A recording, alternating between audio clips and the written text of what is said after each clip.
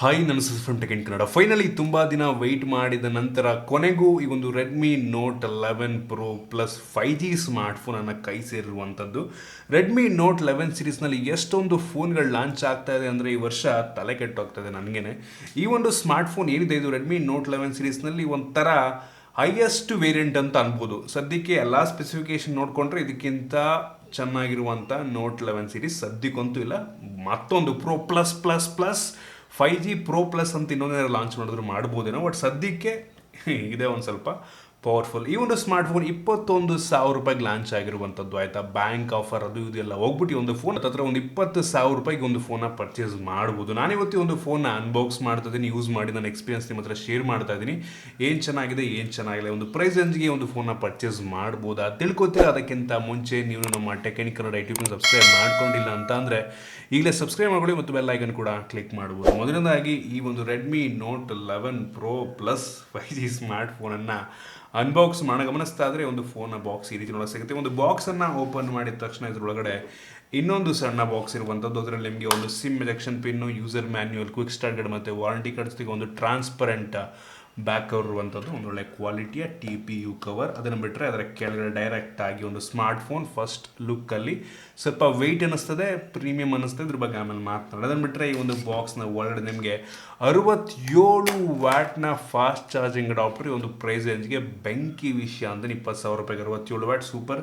ಮತ್ತೊಂದು USB Type C data cable ಇರುವಂಥದ್ದು, Type A ಇಂದ Type C ಒಳ್ಳೆ ಕ್ವಾಲಿಟಿಯ ಕೇಬಲ್. ಆಬ್ವಿಯಸ್ಲಿ 67 ವ್ಯಾಟ್ ಸಪೋರ್ಟ್ ಆಗಬೇಕು ಅಂದರೆ ಕೇಬಲ್ ಕೂಡ ಚೆನ್ನಾಗಿರಬೇಕು.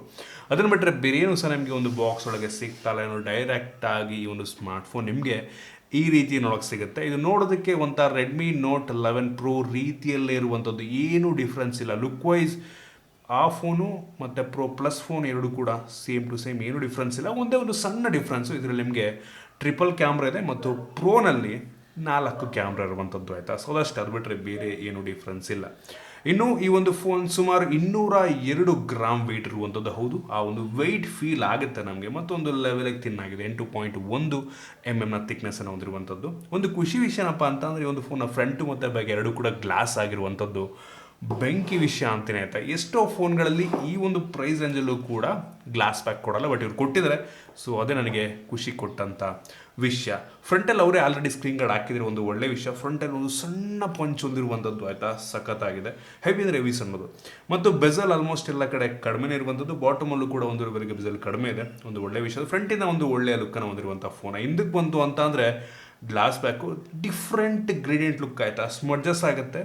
ಸೊ ನೀವು ಬ್ಯಾಕ್ ಕವರ್ ಹಾಕೊಂಡ್ರೆ ಒಳ್ಳೆಯದು, ಫಿಂಗರ್ ಪ್ರಿಂಟ್ ಎದ್ದದ್ದು ಕಾಣುತ್ತೆ ಮತ್ತು ಅಷ್ಟು ಈಸಿಯಾಗಿ ಸ್ಕ್ರ್ಯಾಚ್ ಆಗಲ್ಲ ಗ್ಲಾಸ್ ಆಗಿರೋದ್ರಿಂದ. ಆದರೂ ಕೂಡ ಯಾರಾದರೂ ಒಂದು ಹೆವಿ ಶಾರ್ಪ್ ಆಗಿರುವಂಥದ್ರಲ್ಲಿ ಸ್ಕ್ರ್ಯಾಚ್ ಮಾಡೋದು ಹಾಗೆ ಆಗುತ್ತೆ. ಸೊ ಬ್ಯಾಕ್ ಕವರ್ ಹಾಕೊಳ್ಳಿ ಸುಮ್ಮನೆ.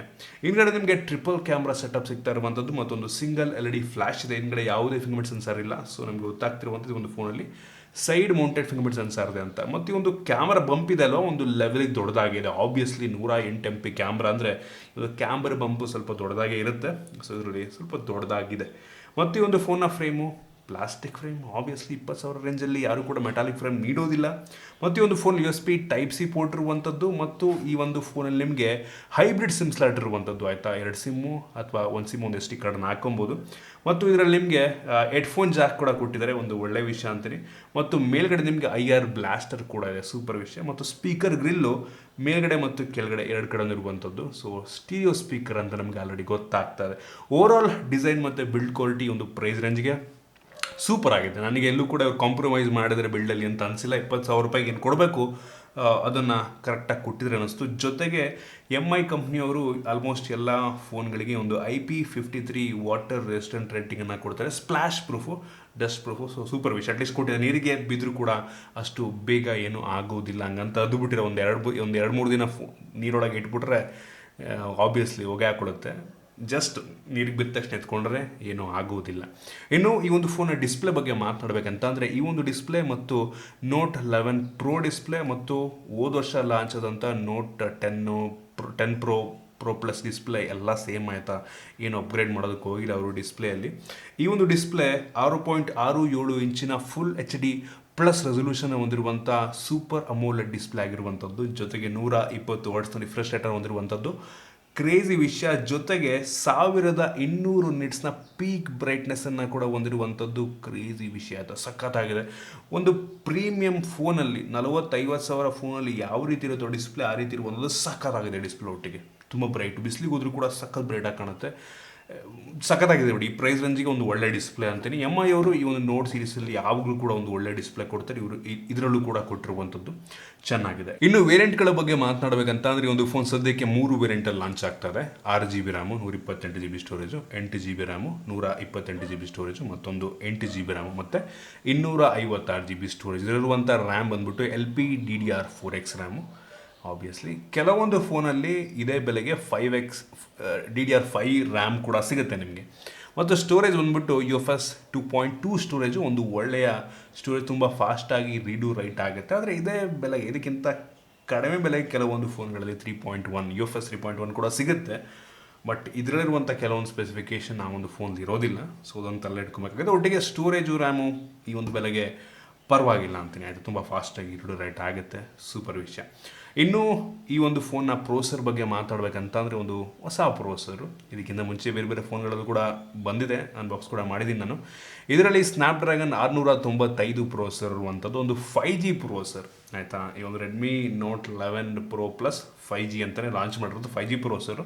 ನಾನು AnTuTu Benchmark ಚೆಕ್ ಮಾಡೋದಂಗೆ ಸುಮಾರು 3,30,000 3.5 ಲಕ್ಷ ತನಕನೂ ಕೂಡ ರೇಟಿಂಗನ್ನು ಕೊಡಬಲ್ಲಂಥ ಸಾಮರ್ಥ್ಯ ಹೊಂದಿರುವಂಥದ್ದು. ಆ ಒಂದು ವೆದರ್ ಮೇಲೂ ಡಿಪೆಂಡ್ ಆಗುತ್ತೆ. ಯೂಶಲಿ ಬೇಸಿಗೆಗಾಲದಲ್ಲಿ ಈ ಒಂದು ರೇಟಿಂಗ್ ಎಲ್ಲ ಫೋನ್ ಏನು ನಾವು ಅನ್ಬಾಕ್ಸ್ ಮಾಡ್ತೀವಿ, ರೇಟಿಂಗ್ ಚೆಕ್ ಮಾಡ್ತೀವಲ್ಲ, ಬೇಸಿಗೆಗಾಲದಲ್ಲಿ ಸ್ವಲ್ಪ ರೇಟಿಂಗ್ ಕಡಿಮೆ ತೋರಿಸುತ್ತೆ. ಏನಕ್ಕೆ ಅಂತ ಅಂದರೆ ವೆದರು ಸ್ವಲ್ಪ ಟೆಂಪ್ರೇಚರ್ ಜಾಸ್ತಿ ಇರುತ್ತೆ. ಅದೇ ಈ ಚಳಿಗಾಲದಲ್ಲಿ ರೇಟಿಂಗ್ ತುಂಬ ಚೆನ್ನಾಗಿ ಬರುತ್ತೆ. ಏನಕ್ಕೆ ಅಂದರೆ ಆ ಒಂದು ಫೋನ್ ಸ್ವಲ್ಪ ಕೂಲ್ ಆಗಿರುತ್ತಲ್ಲ ಅದರಿಂದ. ಸೊ ಅದು ಕೂಡ ಮ್ಯಾಟ್ರ್ ಆಗುತ್ತೆ. ಸೊ ಇದು ಹತ್ತಿರ 3.5 ಲಕ್ಷ ತನಕ ಕೊಡಬಲ್ಲಂಥ ಸಾಮರ್ಥ್ಯ ಇದೆ. ಇನ್ನೂ ನಾನು PUBG ಆಡ್ದಂಗೆ ಅಲ್ಟ್ರಾದಲ್ಲಿ ಆಡ್ಕೊಬೋದಾಯ್ತಾ BGMI ಅಲ್ಲಿ. ಸೊ ಎಕ್ಸ್ಟ್ರೀಮ್ ಮಾಡೋದಕ್ಕಾಗೋದಿಲ್ಲ. ಹೆವಿ ಜಾಸ್ತಿ ಎಕ್ಸ್ಪೆಕ್ಟೇಷನ್ ಕೂಡ ಇಟ್ಕೊಳ್ಳೋದಕ್ಕೆ ಹೋಗ್ಬಿಡಿ. ಇದೊಂದು ರೀತಿ ಮಿಡ್ ಎಂಡ್ ಪ್ರೋಸೆಸರ್ ಆಯಿತಾ. ಸೊ ಹೈ ಎಂಡ್ ಲೆವೆಲ್ಗೆಲ್ಲ ಎಕ್ಸ್ಪೆಕ್ಟ್ ಮಾಡೋದಕ್ಕೆ ಹೋಗ್ಬಿಡಿ. ಬಟ್ ಹೇಳಿದ್ನಲ್ಲ, ಡೇ ಟು ಟಾಸ್ಕ್ ಮಾಡೋದಕ್ಕೇನೋ ತೊಂದರೆ ಆಗೋದಿಲ್ಲ. ಆಲ್ಮೋಸ್ಟ್ ಪ್ರತಿಯೊಂದು ಗೇಮನ್ನು ಒಂಥರ ಹೈ ಸೆಟ್ಟಿಂಗಲ್ಲೇ ಆಡ್ಕೊಬೋದು. ಒಟ್ಟಿಗೆ ಒಳ್ಳೆ ಪ್ರೋಸೆಸರನ್ನೇ. ಆದರೆ ಇದಕ್ಕಿಂತ ಪವರ್ಫುಲ್ ಆಗಿರುವಂಥ ಕೆಲವೊಂದು 4G ಪ್ರೋಸೆಸರ್ಗಳೇ ಒಂದು ಬೆಲೆಗೆ ನಿಮ್ಗೆ ಆರಾಮಾಗಿ ಸಿಗ್ತಾವೆ. ಒಟ್ಟಿಗೆ ಇದೇ ಬೆಲೆಗೆ, ಇದಕ್ಕಿಂತ ಕಡಿಮೆ ಬೆಲೆಗೆ ಸಿಕ್ಬಿಡ್ತಾವೆ ಆಯಿತಾ. ಸೊ ಅದೊಂದು ತಲೆಯಿಟ್ಕೊಳ್ಳಿ. ಇನ್ನು ಕ್ಯಾಮ್ರಾ ಬಗ್ಗೆ ಮಾತನಾಡಬೇಕಂತ ಅಂದರೆ ಈ ಒಂದು ಫೋನಲ್ಲಿ ರೇರಲ್ಲಿ ಟ್ರಿಪಲ್ ಕ್ಯಾಮ್ರಾ ಇರುವಂಥದ್ದು. ಅದರಲ್ಲಿ ಮೇನ್ ಸೆನ್ಸಾರ್ 108 MP ಎಂದು 1.9 ಅಪರ್ಚರ್ನ ಹೊಂದಿರುವಂಥ ಮೇನ್ ಸೆನ್ಸಾರ್. ಸೊ ಇದು ಸ್ಯಾಮ್ಸಂಗ್ ಸೆನ್ಸಾರ್ ಆಯಿತಾ. ಸೊ ಇದೊಂದು ತುಂಬ ಒಳ್ಳೆಯ ಸೆನ್ಸಾರ್. ಇದು ತೆಗೆಯುವಂಥ ಫೋಟೋ ತುಂಬ ಚೆನ್ನಾಗಿದೆ ಆಯಿತಾ. ಸೊ ಸೇಮ್ ರೆಡ್ಮಿ ನೋಟ್ 11 ಪ್ರೋನಲ್ಲೂ ಕೂಡ ಆಲ್ಮೋಸ್ಟ್ ಸಿಮಿಲರ್ ಕ್ವಾಲಿಟಿಯ ಫೋಟೋ ನಮಗೆ ನೋಡೋಕ್ಕೆ ಸಿಗ್ತಾ ಇತ್ತು. ಇದು ಕೂಡ ತುಂಬ ಚೆನ್ನಾಗಿದೆ. ಈ ಒಂದು ಬೆಲೆಗೆ ಒಂದು ಒಳ್ಳೆಯ ಕ್ಯಾಮ್ರಾ ಅಂತ ಹೇಳಕ್ಕೆ ಇಷ್ಟಪಡ್ತೀನಿ. ಲೋ ಲೈಟ್ ಮತ್ತು ಡಿ ಲೈಟ್ ಎರಡರೂ ಕೂಡ ತುಂಬ ಒಳ್ಳೆ ಫೋಟೋ ತೆಗಿದೆ. ಕ್ರಿಸ್ಪಾಗಿ ತೆಗಿತು. ಆಬ್ವಿಯಸ್ಲಿ 108 MP ಕ್ಯಾಮ್ರಾ ಅಂತಾನೆ ಡೀಟೇಲ್ಸ್ ಕೂಡ ಹಂಗೆ ರಿಟೇನ್ ಆಗಿರುತ್ತೆ. ಕಲರ್ಸ್ ಒಂಥರ ಒಂದು ಲೆವೆಲಿಗೆ ಆ್ಯಕ್ಯುರೇಟ್ ಆಗಿದೆ ಅನ್ನಿಸ್ತು. ಒಟ್ಟಿಗೆ ಮೇನ್ ಸೆನ್ಸಾರ್ ತುಂಬ ಒಳ್ಳೆಯ ಫೋಟೋ ಪ್ರೊಡ್ಯೂಸ್ ಮಾಡುತ್ತೆ. ಮತ್ತು ಬೊಕೆ ಎಫೆಕ್ಟು ಯಾವುದೇ ಡೆಪ್ತ್ ಸೆನ್ಸರ್ ಇಲ್ಲ ಆಯಿತಾ. ಇದರಲ್ಲಿ ಡೆಪ್ತ್ ಸೆನ್ಸರ್ ಇಲ್ಲದೇ ಒಂದು ಆ ಬೊಕೆ ಎಫೆಕ್ಟನ್ನು ಕೊಡುತ್ತೆ. ಸೊ ಎಷ್ಟೋ ಫೋನ್ಗಳಲ್ಲಿ ಮಾಡೋಕ್ಕೆ ಕೆಲಸಲ್ಲೇ ಕೊಟ್ಟಿರ್ತಾರೆ ಆಯಿತಾ. ಈ ಒಂದು ಮೇನ್ ಸೆನ್ಸರ್ಗೆ ಒಂದು ಕೆಪಬಿಲಿಟಿ ಇದೆ. ಸೊ ಸೂಪರ್ ವಿಷಯ ಅಂತೀನಿ. ಅದನ್ನು ಬಿಟ್ಟರೆ ಇನ್ನೂ 2 ಸೆನ್ಸರ್ ಇರುವಂಥದ್ದು. 8 MP ಎಂದು ಅಲ್ಟ್ರಾ ವೈಡ್ ಆ್ಯಂಗಲ್ ಅನ್ಸ್ ತುಂಬ ವೈಡ್ ಆಗಿದೆ ಮತ್ತು ಪರವಾಗಿಲ್ಲ, ಒಂದು ಲೆವೆಲಿಗೆ ಚೆನ್ನಾಗಿ ಹೆವಿ ವೈಡ್ ಆಗಿದೆ. ಒಟ್ಟಿಗೆ ಸೆನ್ಸರ್ ಚೆನ್ನಾಗಿದೆ, ಒಳ್ಳೆ ಫೋಟೋ ತೆಗೆಯುತ್ತೆ. ಬಟ್ ಕ್ವಾಲಿಟಿ ಅಷ್ಟೊಂದು ರಿಟರ್ನ್ ಆಗುತ್ತೆ ಅಂತ ಅನ್ಸಲ್ಲ ನನಗೆ. ಝೂಮ್ ಮಾಡೋದಾಗಿಲ್ಲ, ಒಂದು ಸ್ವಲ್ಪ ಗ್ರೈನ್ಸ್ ಬಂದುಬಿಡುತ್ತೆ. ಅದನ್ನು ಬಿಟ್ಟರೆ ಇನ್ನೊಂದು 2 MP ಮ್ಯಾಕ್ರೋ ಲೆನ್ಸ್ ಕೊಟ್ಟಿದ್ದಾರೆ, ಮಾಡೋಕ್ಕೆ ಕೆಲಸಿಲ್ಲ. ಸೊ ಅದು ಅಷ್ಟೊಂದು ಮ್ಯಾಕ್ರೋ ಇದೆ ಅಂತ ನನಗೆ ಅನ್ನಿಸಿಲ್ಲ. ಒಟ್ಟಿಗೆ ಇನ್ನು ಫ್ರಂಟ್ ಕ್ಯಾಮ್ರಾ ಬಂತು ಅಂತ ಅಂದರೆ ಒಂದು ಫೋನಲ್ಲಿ 16 MP ಫ್ರಂಟ್ ಕ್ಯಾಮ್ರಾ ಚೆನ್ನಾಗಿದೆ ಆಯಿತಾ. ಒಂದು ಒಳ್ಳೆ ಕ್ಲಾರಿಟಿಯ ಫೋಟೋವನ್ನು ಪ್ರೊಡ್ಯೂಸ್ ಮಾಡೋದು. ಝೂಮ್ ಮಾಡೋದು ಕೂಡ ಡೀಟೇಲ್ಸ್ ಎಲ್ಲ ತುಂಬ ಚೆನ್ನಾಗಿ ಬರುತ್ತೆ ಒಟ್ಟಿಗೆ ಬಿಯರ್ಡಿಂದೆಲ್ಲ. ಇನ್ನು ವಿಡಿಯೋಗ್ರಫಿಗೆ ಬಂತು ಅಂತ ಅಂದರೆ ಫ್ರಂಟ್ ಟು ಬ್ಯಾಕ್ ಎರಡೂ ಕೂಡ ನಮಗೆ ಕೇವಲ ಫುಲ್ HD ವಿಡಿಯೋ ರೆಕಾರ್ಡ್ ಮಾಡಬಂತ ಸಾಮರ್ಥ್ಯ ಇರುವಂಥದ್ದು ಆಯಿತಾ. ಸೊ 4K ನೀಡ್ಬೋದಾಗಿತ್ತು, ಬಟ್ ಎರಡು ಕೂಡ ಫುಲ್ HD ರೆಕಾರ್ಡ್ ಮಾಡುತ್ತೆ. ಕ್ಲಾರಿಟಿ ಓಕೆ ಅಂತಿನ ಸ್ಯಾಂಪಲ್ಸ್ನ ನೀವೇ ಜಡ್ಜ್ ಮಾಡ್ಬೋದು. ಓವರಾಲ್ ಕ್ಯಾಮ್ರಾ ಈ ಒಂದು ಪ್ರೈಸ್ ಒಂದಿಗೆ ಚೆನ್ನಾಗಿದೆ. ಒಂದು ಒಳ್ಳೆ ಫೋಟೋ ಅಂತೂ ಪ್ರೊಡ್ಯೂಸ್ ಮಾಡುತ್ತೆ. ವಿಡಿಯೋ ಎಲ್ಲ ಅಂದರೂ ಕೂಡ ಫೋಟೋ ಒಂದು ಸೂಪರಾಗಿ ಬರುತ್ತೆ. ಇನ್ನು ಸೆಕ್ಯೂರಿಟಿ ಬಗ್ಗೆ ಮಾತನಾಡಬೇಕಂತ ಅಂದರೆ ಒಂದು ಫೋನಲ್ಲಿ side mounted finger print sensor ತುಂಬ ಅಂದರೆ ತುಂಬ ಫಾಸ್ಟ್ ಆಗಿದೆ. ಒಟ್ಟಿಗೆ ನೋಡ್ತಾ ಇದ್ದೀರಾ, ಸಖತ್ ಫಾಸ್ಟ್ ಆಗಿದೆ. ಮತ್ತು ಫೇಸ್ ಅನ್ಲಾಕ್ ಕೂಡ ಅಷ್ಟೇ ಬೆಂಕಿ ಫಾಸ್ಟು. ಪಾಟ್ ಅಂತ ಅನ್ಲಾಕ್ ಮಾಡೋಕ್ಕಿಂತೆ ಸಖತ್ ಇಂಪ್ರೆಸಿವ್ ಆಗಿದೆ. ನೋಡ್ಬೋದು ಇಷ್ಟೊಂದು ಆ್ಯಂಗಲ್ ಸೈಡಲ್ಲಿ ಇದ್ರೂ ಕೂಡ ತುಂಬ ಫಾಸ್ಟಾಗಿ ಅನ್ಲಾಕ್ ಮಾಡಿ. ಕೆಲವೊಂದು ಫೋನ್ಗಳು ಫುಲ್ ಲಿಂಕ್ ತಿರ್ಕೊಬೇಕು ನಾನು, ಬಟ್ ಸ್ವಲ್ಪ ಕ್ರಾಸ್ ಆಗಿದ್ರು ಕೂಡ ಅನ್ಲಾಕ್ ಮಾಡ್ತಿದ್ದೆ. ಒಂದು ಒಳ್ಳೆಯ ವಿಷಯ ಅಂತೀನಿ. ಇನ್ನು ಬ್ಯಾಟ್ರಿ ಬಗ್ಗೆ ಮಾತನಾಡಬೇಕಂತ ಅಂದರೆ ಈ ಒಂದು ಫೋನಲ್ಲಿ 5000 mAh ಕೆಪಾಸಿಟಿ ಬ್ಯಾಟ್ರಿ ಇರುವಂಥದ್ದು. ಜೊತೆಗೆ ಬಾಕ್ಸ್ ಒಳಗೆ 67 ವ್ಯಾಟ್ನ ಫಾಸ್ಟ್ ಚಾರ್ಜಿಂಗ್ ಅಡಾಪ್ಟರ್ ಕೊಟ್ಟಿದ್ದಾರೆ. ಸೊ ಬೆಂಕಿ ವಿಷಯ. ಈ ಒಂದು ಫೋನ್ ಫುಲ್ ಚಾರ್ಜ್ ಆಗೋದಕ್ಕೆ ಕೇವಲ 42 ನಿಮಿಷ ಟೈಮ್ ತೊಗೊಳುತ್ತೆ. 50% ಚಾರ್ಜ್ ಆಗೋದಕ್ಕೆ ಕೇವಲ 15 ನಿಮಿಷದಲ್ಲಿ 50% ಚಾರ್ಜ್ ಆಗುತ್ತೆ. ಸೊ ಬೆಂಕಿ ವಿಷಯ ಅಂತೀನಿ ಆಯಿತಾ. ಈ ಪ್ರೈಸ್ ರೇಂಜಲ್ಲಿ ಮೋಸ್ಟ್ ಆಫ್ ಫೋನ್ಗಳಲ್ಲಿ 33 ವ್ಯಾಟ್ ಕೊಡ್ತಾರೆ, ಬಟ್ ಇವರು 67 ವ್ಯಾಟ್ ಕೊಟ್ಟಿದ್ದಾರೆ. ಸಖತ್ ಇಂಪ್ರೆಸಿವ್ ವಿಷಯ. ಮೋಸ್ಟ್ಲಿ ಮುಂದಿನ ವರ್ಷ ನಮಗೆ 120 ವ್ಯಾಟ್ ಇದೆ ಪ್ರೈಸಲ್ಲಿ ಬಂದರೂ ಬರ್ಬೋದು. ಕಾದು ನೋಡೋಣ ಏನಾಗುತ್ತೆ ಅಂತ. ಇನ್ನು ಈ ಒಂದು ಫೋನ್ನ OS ಬಗ್ಗೆ ಮಾತನಾಡಬೇಕಂತ ಅಂದರೆ, ಈ ಒಂದು ಫೋನಲ್ಲಿ ಆ್ಯಂಡ್ರಾಯ್ಡ್ 11ನ ಬೇಸ್ ರನ್ ಆಗ್ತಿರುವಂಥ MIUI 13 ಇರುವಂಥದ್ದು. ಹೌದು, ಇತ್ತೀಚೆಗೆ ಬರ್ತಿರುವಂಥ ಎಲ್ಲ ಫೋನ್ಗಳಲ್ಲಿ ಆ್ಯಂಡ್ರಾಯ್ಡ್ 12 ಬರುತ್ತೆ. ಇದಕ್ಕೂ ಕೂಡ ಅಪ್ಡೇಟ್ ಬರ್ಬೋದೇನೋ ಸದ್ಯದಲ್ಲೇ, ರೀಸೆಂಟಾಗಿ ಲಾಂಚ್ ಆಗಿರೋದ್ರಿಂದ. ಬಟ್ ಯಾವಾಗ ಬರುತ್ತೆ ಅಂತ ಗ್ಯಾರಂಟಿ ಇಲ್ಲ. MI ಅವರು ಅಪ್ಡೇಟ್ ಕೊಡುವಂಥದ್ದು ಸ್ವಲ್ಪ ಲೇಟೇ. ಒಟ್ಟಿಗೆ ಕೊಡ್ತಾರೆ, ಯಾವಾಗ ಕೊಡ್ತಾರೆ ಅಂತ ಇನ್ನೂ ಗೊತ್ತಿಲ್ಲ. ಒಟ್ಟಿಗೆ ಸ್ಮೂತ್ ಆಗಿದೆ, ತುಂಬ ಸ್ಮೂತ್ ಆಗಿರೋ, ಎಲ್ಲೂ ಕೂಡ ಲ್ಯಾಗಿ ಅಂತ ಅನಿಸಿಲ್ಲ ನನಗೆ. OS ತುಂಬ ಚೆನ್ನಾಗಿ ಆಪ್ಟಿಮೈಸ್ ಆಗಿದೆ. ಕೆಲವೊಂದು ಬೇಡದಿರೋಂಥ ಅಪ್ಲಿಕೇಶನ್ಲಿದೆ, ಸೊ ಅದನ್ನು ಅನ್ಇನ್ಸ್ಟಾಲ್ ಮಾಡೋದಕ್ಕೂ ಆಗಲ್ಲ ಕೆಲವೊಂದನ್ನು. ಒಟ್ಟಿಗೆ ಚೆನ್ನಾಗಿದೆ. ಕೆಲವು ಜನಕ್ಕೆ ಈ ಒಂದು MIUI ಇಷ್ಟ ಆಗ್ಬೋದು, ನನಗೆ ಅಷ್ಟೊಂದು ಇಷ್ಟ ಆಗೋದಿಲ್ಲ. ಇನ್ನು ಸ್ಪೀಕರ್ ಬಗ್ಗೆ ಮಾತನಾಡಬೇಕಂತ ಅಂದರೆ, stereo speaker, bottom firing main speaker, ಇನ್ನೊಂದು ಸ್ಪೀಕರ್ ಮೇಲ್ಗಡೆ ಇದೆ. ಎರಡು ಕೂಡ ಸ್ಟೀರಿಯೋ ಸ್ಪೀಕರ್ ರೀತಿ ಕೆಲಸ ಮಾಡಿ. ಸ್ಪೀಕರ್ನ ಕ್ಲಾರಿಟಿ ಚೆನ್ನಾಗಿದೆ, ಜೋರ ಕೂಡ ಕೇಳುತ್ತೆ, ಇಂಪ್ರೆಸ್ ಮಾಡುತ್ತೆ ನನಗೆ. ಚೆನ್ನಾಗಿದೆ ಸ್ಪೀಕರ್ ಒಟ್ಟಿಗೆ.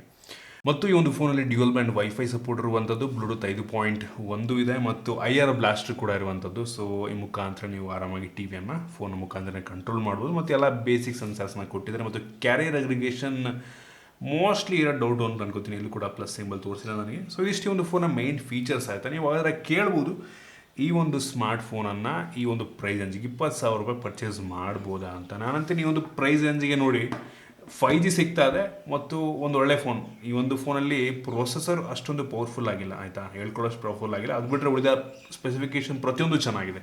ಪ್ರೊಸೆಸರ್ ಸ್ವಲ್ಪ ಪವರ್ಫುಲ್ ಆಗಿರೋ ಬೆಂಕಿ ಇರ್ತಾ ಇತ್ತು. ನಿಮಗೆ ಈ ಒಂದು ಪ್ರೈಸ್ ರೇಂಜಲ್ಲಿ ನೀವು ಯಾವುದೇ 5G ಪ್ರೊಸೆಸರ್ ತೊಗೊಂಡ್ರು ಕೂಡ ಒಂದು ಆಲ್ಮೋಸ್ಟ್ ಸಿಮ್ಲರ್, ಡೈಮಂಡ್ ಸಿಟಿಯಲ್ಲಿ ಇದಕ್ಕಿಂತ ಸ್ವಲ್ಪ ಪವರ್ಫುಲ್ ಆಗಿರೋ ಸಿಗ್ಬೋದೇನೋ ಆಯಿತಾ, ಬಟ್ ಸಿಮ್ಲರೇ ಇರುತ್ತೆ ಆಲ್ಮೋಸ್ಟ್. ಬಟ್ ನಿಮಗೆ 4G ಫೋನ್ ತೊಗೋತೀನಿ ಅಂದರೆ ಇದಕ್ಕಿಂತ ಪವರ್ಫುಲ್ ಆಗಿರುವಂಥದ್ದು ಸಿಕ್ಬಿಡುತ್ತೆ ನಿಮಗೆ ಆರಾಮಾಗಿ.